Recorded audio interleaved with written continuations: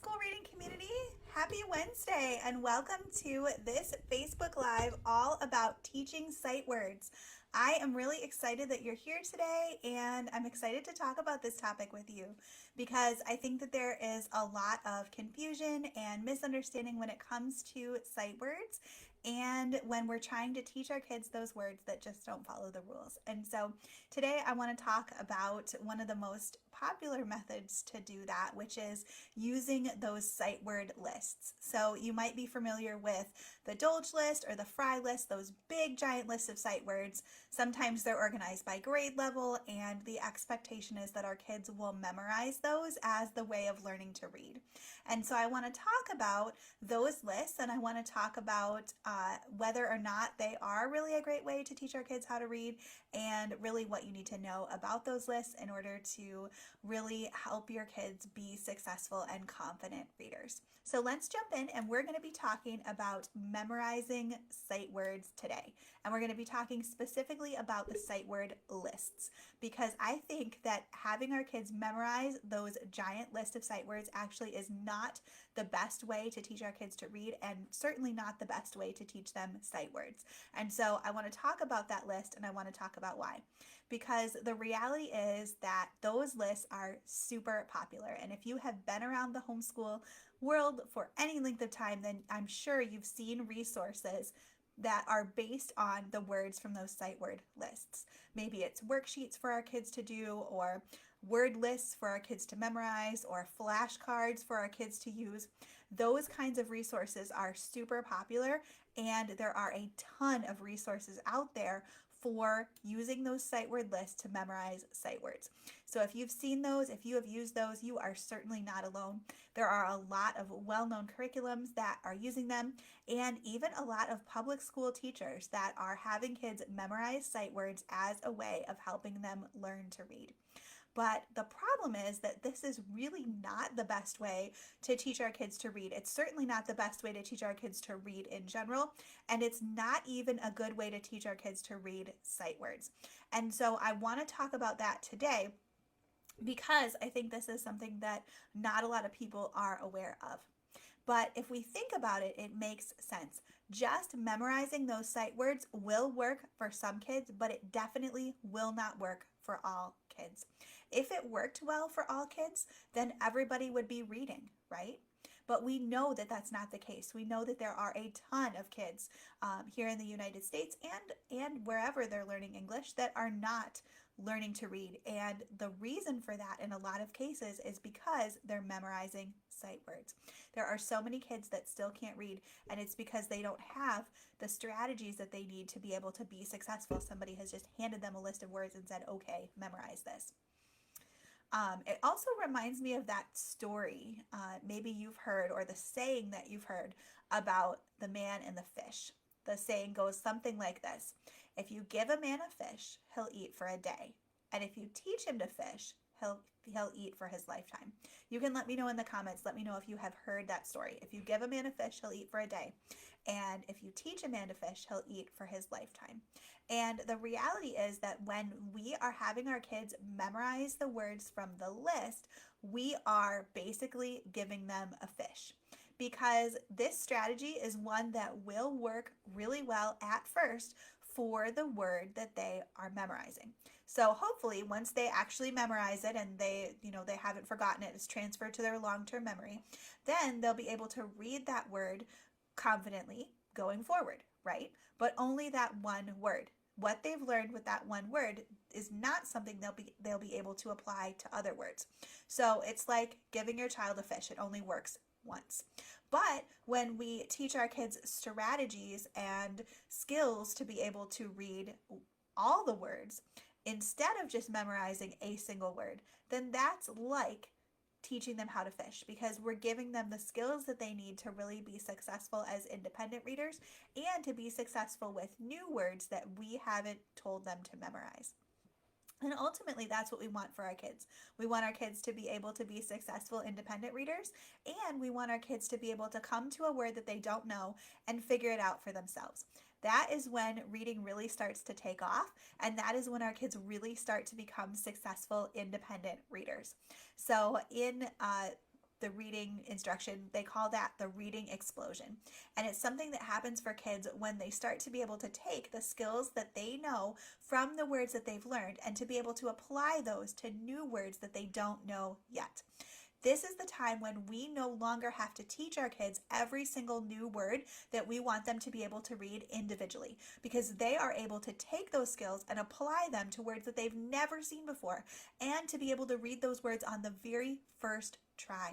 And that happens because we teach them the skills that they need in order to sound out those words, not because we're asking them to memorize a word on a flashcard.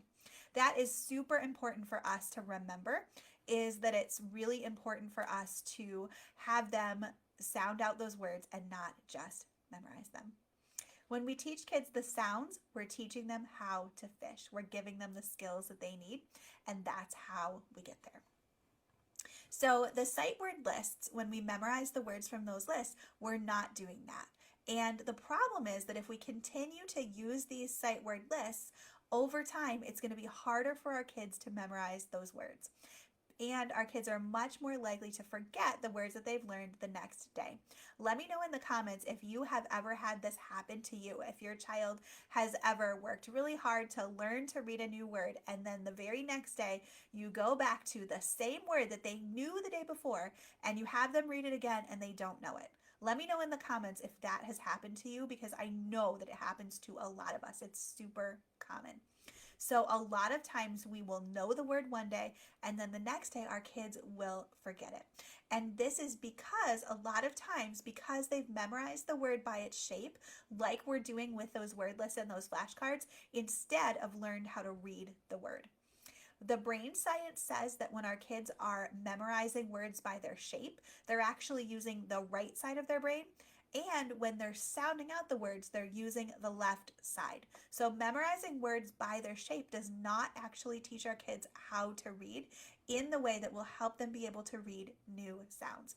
Also, our brains are not as efficient at memorizing the words by their shape as they are about reading the words, because words are not stored as whole words by their shape in our brains. They're actually stored as a combination of sounds. So that's why when you see a word that's written in a strange font, or in somebody's messy handwriting, or in all capitals versus capital and lowercase, we can still read that as adults, because we have memorized those words as a combination of sounds. And so our brain translates that messy handwriting into its individual sounds, and it reads the word that way. So we don't need the shape of the word to stay the same in order for us to be able to read it. The science says that it can take kids up to 500 repetitions to memorize a word by its shape, and much fewer, maybe 3 to 5 in some cases, repetitions to memorize a word, or to make a word automatic when they are reading it by its sounds. So it's so much easier for our kids if we can move away from memorizing these word lists. Another thing that happens that's super common is that our kids will start to guess at all of the words instead of sounding them out. Let me know in the comments as well if you have a child who is guessing words instead of sounding them out. This is another thing that is super, super common and happens often. It can be a sign that our kids are really focusing on sight words too much when they start guessing. And the solution for that guessing almost always is to take the sight words completely out of the equation, focus only on regular words that they can sound out, and work on that process of sounding those words out for a while, and then start to add the sight words back into the mix. So let's talk back about sight words, because we know that using the word list and memorizing the words off the list is not the way to teach our kids how to read. So let's talk about what is, because the same thing that works for regular words also works for irregular words, for sight words too. And the cool thing is that sight words actually make up a really small part of our English vocabulary. So I think we need to back up and actually define some vocabulary before we keep going, because we've been using the word sight word sort of with two different meanings at this point. So on the sight word list, the sight word lists are actually made up of two different kinds of words. They're made up of irregular words, which are the words that don't follow the rules, and they're also made up of high frequency words, which are words that do follow the rules, but happen regularly in books.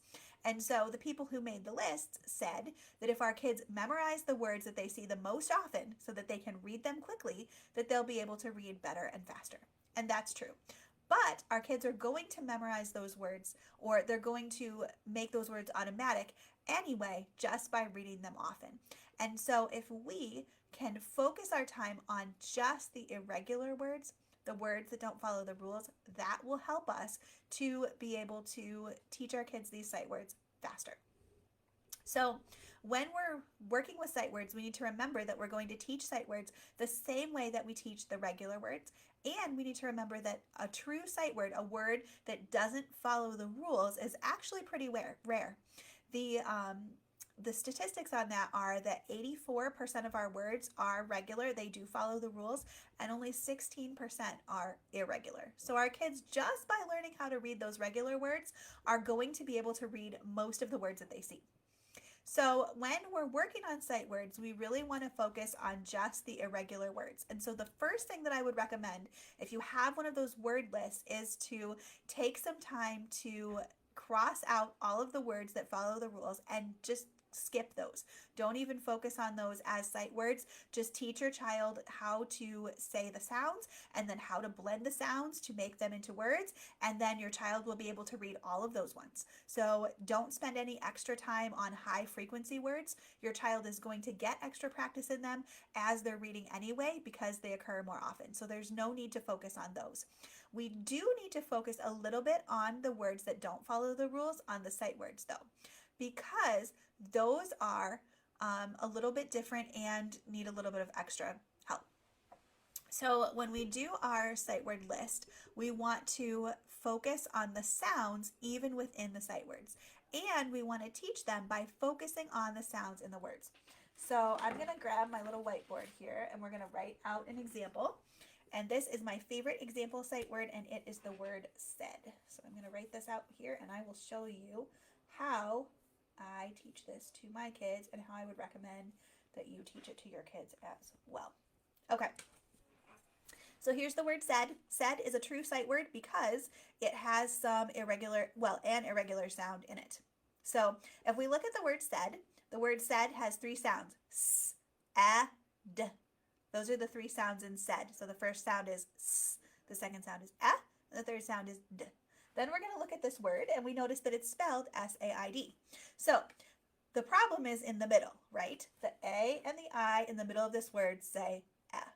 So when we're teaching this to our kids, we want to do it something like this. First, we want to have our kids sound out all of the sounds that they see in this word. So we're going to pretend it's a regular word, and one time we're going to have them read it just like that. So they have s, a, I, d, said. And then pretty quickly they're going to realize this is not right? There's something wrong here. So now that they've done it one time, then we're going to tell them about the weird part. We're going to tell them that the AI in the middle of this word, just in this word only, says eh. So I underlined the A and the I in the middle so that you could see this is the strange part. And in this part, in this word, this AI says eh. So now we're going to sound it out again, but instead of saying eh when we get to the middle, we're going to say eh instead. So now we're going to sound out s, eh, d, and we have the word said. So when our kids are reading this word, we want them to sound it out. We want them to remember that in this word, the AI in the middle says eh, so that's the part they have to memorize, that in this word, AI says eh, and then that's it. That's all we're going to do for this word. So the cool thing is that now we have even less to memorize because we're only memorizing one little part of this word and the rest of it is completely regular. So the S says S, just like we would expect, and the D in this word says D, just like we would expect. So only that AI in the middle is the only part that is strange or weird or different, and that is what we're going to concentrate on when we're teaching this word to our kids. So the more that we can, we really want to encourage our kids to sound these words out, not memorizing them. We want to focus on only the irregular words and not the whole list. And we want to make sure that when we're sounding these words out, that we're memorizing just the irregular part. So if you want to make sight words easier for your child, this is what I would recommend doing. And I think this also will help us to end the reading frustration failure cycle and get our kids back on track with sight words without having to memorize that entire giant long list. So hopefully this was helpful to you. This information about sight words is a small part of what is included inside of Reading Better Together, which is my signature reading curriculum. I have a lot of information about Reading Better Together. I'm going to put some links in the comments to where you can grab a sample of the curriculum and where you can learn more about it if you are interested in that. There is a lot in Reading Better Together. It is a comprehensive curriculum that teaches you exactly how to teach your child to read, starting from the very beginning and learning the very first letter sounds and moving all the way through reading complex words, including the irregular words and the sight words, without having to memorize anything off of a sight word list. So I would love to come alongside you and support you and your child on your reading journey. And the best way to do that is through the Reading Better Together curriculum. So if you would like, I'm going to put that in the comments, and I would definitely love for you to check that out. If you have questions about teaching your child to read, please feel free to leave those in the comments as well. And I will be back throughout the week to check on those and answer those. You are also welcome to leave me comments anytime, and I'd love to answer them in there. So I hope that everybody has a wonderful week, and I will see you back here in the group again next week, Wednesday at 3 o'clock for another Facebook Live, and I'm looking forward to that. Have a great week, everybody. Bye. I hope you enjoyed this video, which was recorded live in the Homeschool Reading Community Group. This is a free Facebook group where I share tips and advice about homeschooling and teaching reading. You'll also find community with other homeschool moms like you, plus freebies, giveaways, parties, and more. I would love for you to join us over at the Homeschool Reading Community. Make sure that you check out the link in the description of this video for all the details.